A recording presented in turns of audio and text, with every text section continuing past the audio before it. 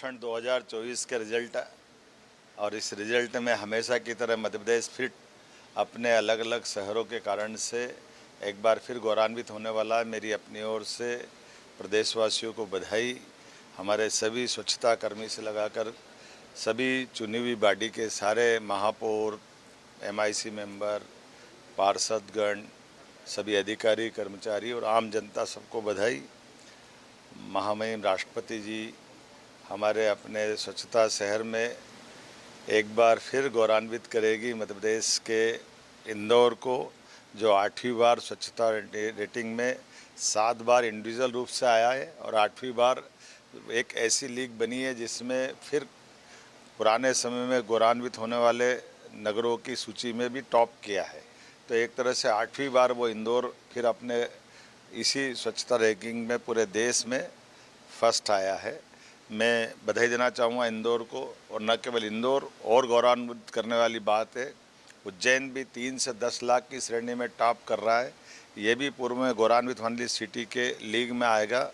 इसी प्रकार से 20,000 से कम आबादी का बुधनी नामक हमारा छोटा सा नगर, लेकिन उसको भी ये गौरवान्वित करने का मौका दे रही है माननीय प्रधानमंत्री श्रीमान नरेंद्र मोदी जी की सरकार।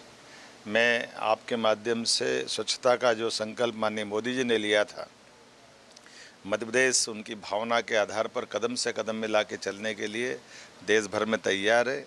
इसी प्रकार से इस साल की जो घोषणा हो रही है, उस घोषणा में भोपाल फिर एक बार हमारे लिए गौरवान्वित करने वाला मौका दे रहा है, जिसके आधार पर उसको अपना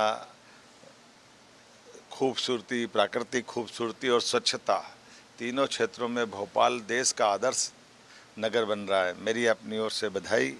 ग्वालियर भी उसी श्रेणी में है, भोपाल और ग्वालियर उस श्रेणी में है, जिनके कारण से हमको लगता है कि हाँ, भोपाल की राजधानी के स्वरूप पूरे देश की राजधानियों में सर्वश्रेष्ठ स्थिति में पहुंच रही है। आइए हम सब अपने ये स्वच्छता संरक्षण के इस मापदंड के आधार पर हमारी जीवन में भी ये धारे कि हम अपने नगर को स्वच्छ रखें, घर में स्वच्छता रखें, मोहल्ले कॉलोनी में स्वच्छता रखें और अपनी जो आदर्श जीवन शैली है उसको दुनिया के बीच में प्रदर्शित करने का प्रयास करें। एक बार फिर मेरी अपनी ओर से सबको बधाई।